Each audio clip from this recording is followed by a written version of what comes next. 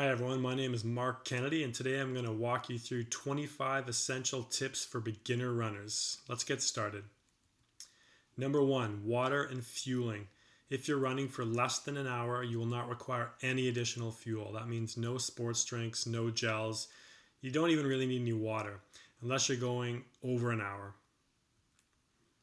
Buying the right running shoes. Number 2, focus on comfort. What feels best? Go to a specialty running store, ask to try on 4 different pairs, and just see what feels most comfortable.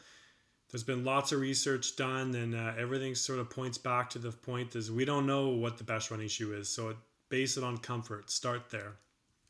Number 3, pace. Keep it easy almost always. Even the pros focus on slow running most of the time.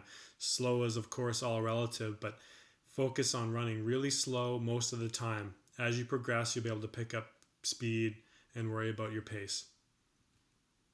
Number 4, what gear do you need? Not much. The beauty of running is that you don't need much gear.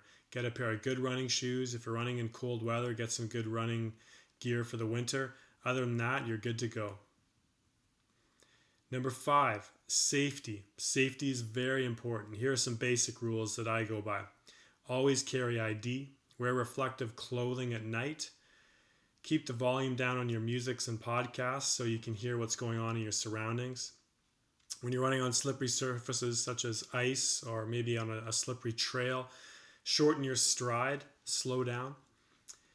And lastly, assume cars never see you. Number 6, stretching. Should you stretch before or after your run? Research now tells us that stretching before can actually inhibit your performance. So do a dynamic warm-up before your run and stretch after. Number 7, no pain, no gain. Listen to your body. You might have a little bit of pain when you start. Try to gauge it on a 1 to 10. A 2 and 3 is maybe okay. Once it starts creeping up to a 4 or 5, take note of that. Develop your athletic intelligence. What I mean by that is the more you run, the more you're going to know your body and the more you'll know when you need to stop and seek medical attention. Number 8, take time off when you need to. Never try to make up for missed workouts. You're just asking for trouble. Trust me, I've done it, and I've ended up with plantar fasciitis and iliotibial band syndrome by trying to make up for missed workouts. Don't do it. Number 9, walk and running programs are a great place to start. Check out my podcast with Jeff Galloway, the founder of the Run, Walk, Run method. You'll get a lot out of that. Number 10, you will get injured. Your goal as a beginner runner is to decrease the likelihood of getting injured. And when injuries do occur, and they will, to help get you back to running as soon as possible because you've trained smart. Number 11, strength training is not optional. If you want to make running part of your life, avoid strength training at your own risk. Number 12, race once in a while. Heck, running's supposed to be fun. Have a race once in a while. Don't put too much pressure on yourself. Races are motivating, rewarding, and provide a sense of community. Number 13, celebrate your accomplishments. Buy yourself a new piece of running gear. Go for brunch. Celebrate with coffee afterwards. Heck, even go for a beer. Celebrate your accomplishments. Number 14, does form matter? Yes, form does matter, but don't worry about it to begin with. Just run. Focus on running, and if you need to focus on one thing, just try to run tall, stand tall, like someone's got a string and they're pulling you from your head. But other than that, I just say to start with, just run.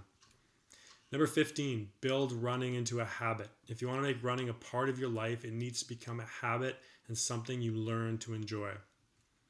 Number 16, run for time, not distance or speed to start. Distance and speed will come later. Progression. There are no rules of thumb for progression for beginner runners. Consistency and staying injury-free should trump any rule for progression. If you're in doubt, stay on the conservative side. Number 18, when's the best time of day to run? There is no best time. The best time to run is whenever you can. If you're busy, you've got a demanding job and family and kids, you just try to fit it in when you can. That's the best time. Number 19, boost your health with even 5 minutes of running. If you don't have much time, know that even with 5 minutes, you're actually doing a whole whack load of good inside your body. And research has actually shown us that. Number 20, coaches aren't just for pros. Having guidance from a running coach when things go wrong is just as valuable, if not more so, than when things are progressing nicely. Number 21, you will not look silly. Nobody cares what your form looks like and how fast or slow you're going. Trust me. Number 22, don't judge a run on the first 10 minutes.